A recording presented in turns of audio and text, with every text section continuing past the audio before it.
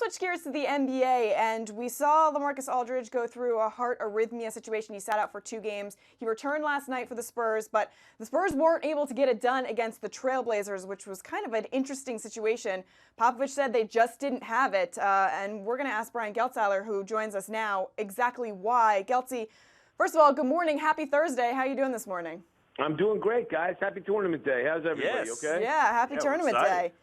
So let's talk a little bit about the Spurs' loss last night to the Trailblazers. What surprised you the most about this game? Well, the Spurs were last year, they were almost a record-setting defensive team last year. Their defense was bad last night, and their defense was bad late in the game. And granted, Portland hit some tough shots. Napier hit a prayer of a three at one point. Nurkic hit a couple outside shots. But their interior defense wasn't any good either. And listen, the loss of Tim Duncan for them has been something that they've been able to bounce back from pretty well because of Dwayne Dedmon. But at certain points in time, you're not getting Greg Popovich using Dwayne Dedmon down the stretch run of games. And Yusuf Nurkic hurt them a lot with Lamarcus Aldridge on him late in that game.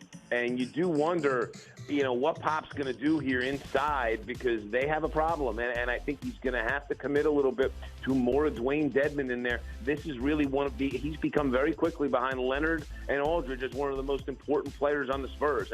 And that's of a big concern for San Antonio here. They take pride. The whole operation here and what they do and the success that they have is built upon their defense.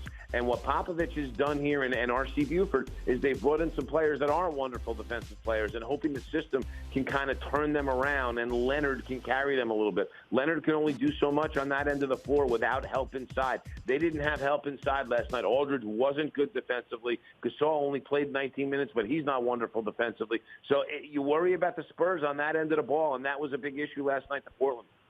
Yeah, but Portland's not exactly known as a defensive-minded team themselves, and yet they were able to pull out the victory. How do you like their chances of making it into the postseason?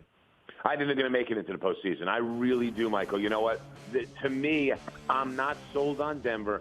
I think Portland has really underachieved for the talent that they have. And I actually think, as crazy as it sounds, with this Nurkic trade, the Evan Turner injury is almost a blessing because they don't have to try to kind of hammer that square peg into that round hole with getting him to fit in. They've gone to a more of a natural lineup for them. And the fact is, as good as Mason Plumlee played for them, having a perimeter-oriented big did not complement what they have out there in Lillard and McCollum all that well. Having a guy like Nurkic that goes inside and bangs the heck out of people was exactly what the doctor ordered for this team. They can play small around Nurkic if they choose to, and he's given them a major presence. So I know they're still down 2 in the loss to the Nuggets, and the Nuggets have won 3 in a row and have played very well lately.